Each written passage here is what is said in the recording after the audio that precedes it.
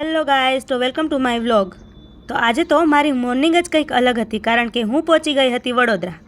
અમે વહેલી સવારે વડોદરા પહોંચી ગયા હોવાથી અમે કરી લીધો આરામ અને પછી ઉઠીને સવારનો નાસ્તો પતાવીને અમે થઈ ગયા ફ્રેશ અને પછી અમારે જવાનું હતું માર્કેટમાં, એટલે અમે નીકળી ગયા માર્કેટમાં જવા માટે। ત્યાંની બજાર એટલી દૂર નહોતી, એટલે અમે ચાલીને જ જવાના હતા। અને આજે તો શિવમ ખૂબ ખુશ હતો, કારણ કે કેટલા ટાઈમ પછી હું એમને મળી હતી અને એ મને મળ્યો હતો। અમે આઈ થિંક 1.5 વર્ષ પહેલાં મળેલા, ત્યારે અમે સાથે સાથે સ્ટેચ્યુ ઓફ યુનિટી ગયેલા। એટલે શિવમ મને જોઈને ખુશ થતો હતો અને હું એમને જોઈને ખુશ થતી હતી।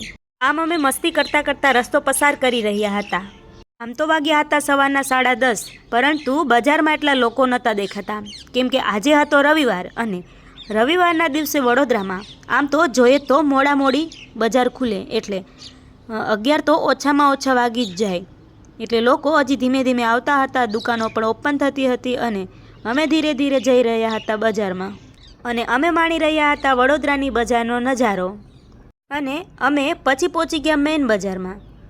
ત્યાં લોકો પણ આવી રહ્યા હતા અને અમે પણ મેઇન બજારમાં અંદર જઈ રહ્યા હતા। અમારે થોડી વસ્તુ લેવાની હતી અને કપડાં તો લેવાના નહોતા, પણ કલેક્શન એટલું સારું હતું કે ન લેવા હોય તોય લેવાનું મન થઈ જાય એવું। અને અમે આ બધું જોતા જોતા આગળ વધી રહ્યા હતા, ત્યાં વચ્ચે એક મંદિર આવી ગયો, એટલે મેં તો કરી લીધા દર્શન અને પછી નીકળી ગયા આગળ અને કરી દીધી ખરીદીની શરૂઆત। લેવાની હતી એ વસ્તુ લઈને અમે ત્યાંથી નીકળી ગયા આગળ, બધું જોતા જોતા।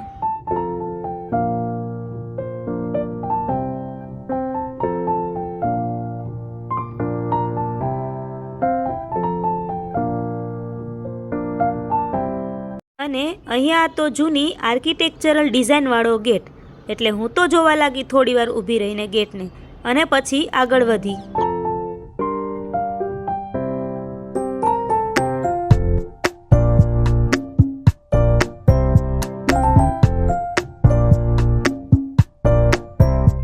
અને ત્યાં બજારમાં રસ્તા ઉપર જ હતો મસ્ત મજાનો મહેલ, એટલે હું તો લાગી ગઈ જોવા, કારણ કે મારું કામ જ એ છે। આપણે તો ફર્સ્ટ વાર કંઈક જોઈએ એટલે બધું જ જાણી લઈએ એના વિશે, એટલે હું તો લાગી જોવા બધું જ। અને પછી અમે તો આવી ગયા સ્લીપર લેવા માટે અને ચંપલ એટલા સસ્તા હતા અને સારા પણ હતા। 100 રૂપિયાની જોડી તમે કોઈ પણ ચંપલ લ્યો આમાંથી।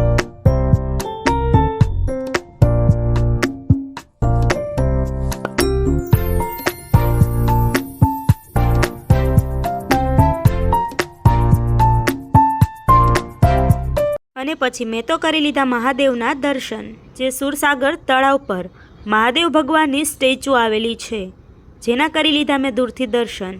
અને પછી અમે આવી ગયા હતા સોડા પીવા માટે, કેમ કે અમને ફરીને લાગી ગઈ હતી તરસ, એટલે અમે પહોંચી ગયા સોડાની દુકાન ઉપર।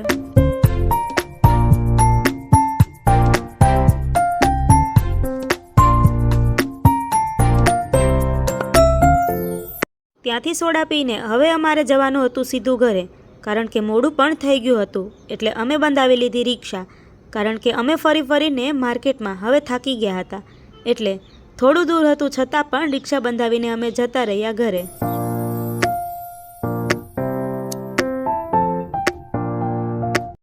અને પછી અમે પહોંચી ગયા ફાઇનલી અમારી બિલ્ડિંગ પર અને પછી સીધા લાગી ગયા કામ ઉપર, કેમ કે કામ જલ્દી પતાવવાનું હતું, ટાઈમ બહુ ઓછો હતો, કારણ કે અમારે રાત્રે જવાનું છે ઉજ્જૈન, એટલે બધી તૈયારી હજુ બાકી હતી, એટલે અમે તો લાગી ગયા કામમાં।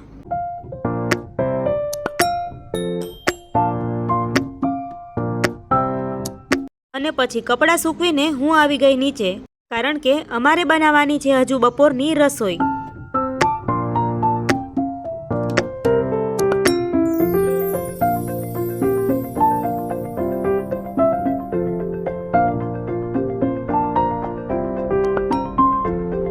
રસોઈ બનાવીને જમવાનું કામ પતાવીને અમે ફરીથી લાગી ગયા અમારી પ્રિપેરેશનમાં અને પછી થોડી વાર આરામ કરીને સાંજના સમયમાં હું આવી ગઈ અગાસી ઉપર વડોદરાનો નજારો માણવા માટે।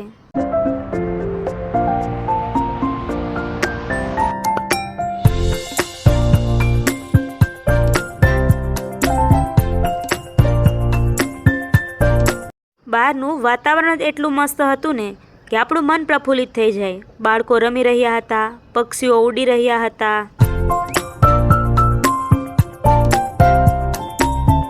સૂર્યાસ્ત પણ થઈ રહ્યું હતું, જે તમે અત્યારે જોઈ શકો છો. કેટલું મસ્ત વાતાવરણ છે.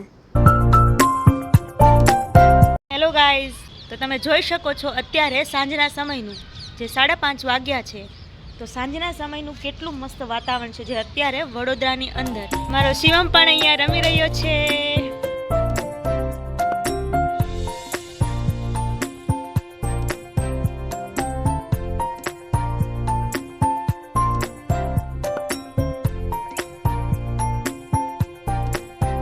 અને પછી અમે જતા રહ્યા નીચે અને બાફી નાખ્યા બટેટા, કારણ કે અમારે બનાવવાની છે સૂકી ભાજી. સૂકી ભાજી લઈ જવાની છે અમારે ઉજ્જૈન, એટલે કરી નાખી ફૂલ તૈયારી. અને સાથે સાથે થેપલાનો પણ લોટ બાંધી દીધો અને બનાવી નાખ્યા થેપલા પણ.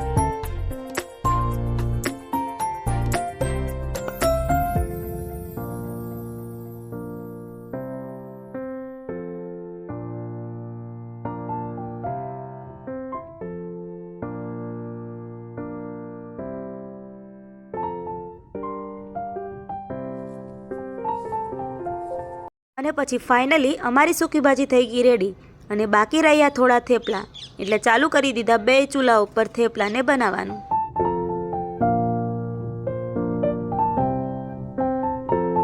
અને પછી રાત્રે જમીને હું થઈ ગઈ નાઈને રેડી અને કરવા લાગી હેર ડ્રાયરથી વાળને કોરા.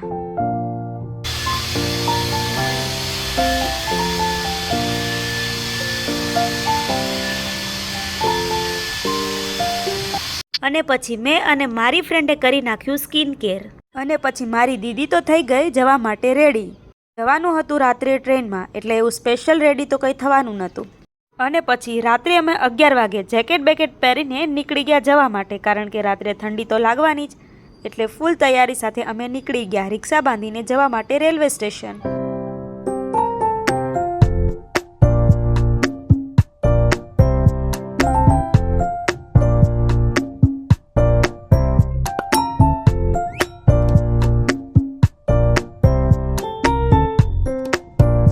અને અમે પછી ફાઇનલી પહોંચી ગયા રેલવે સ્ટેશન.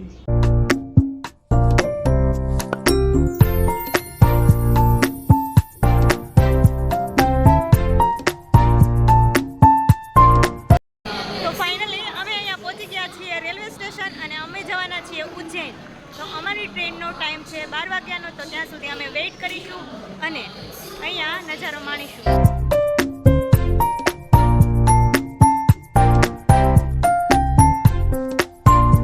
અમારી ટ્રેન હજી આવવાની વાર હતી, એટલે મારી બેન તો કરવા લાગી એસ્કેલેટરમાં ટાઈમ પાસ.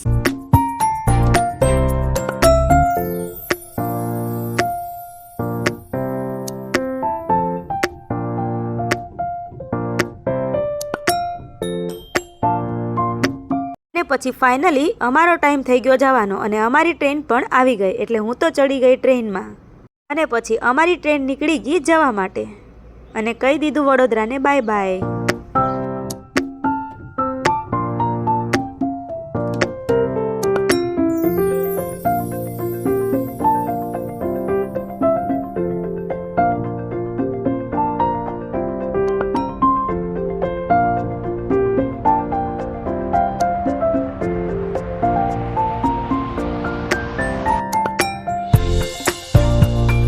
રાત્રે થઈ ગયું હતું મોડું, એટલે બધા મુસાફરો હવે લાગ્યા હતા સૂવા.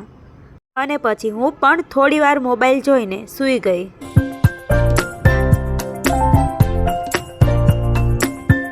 હવે મારું સીધું સવાર પડવાનું છે મધ્યપ્રદેશ ઉજ્જૈનમાં, એટલે માટે હતી હું ખુશ.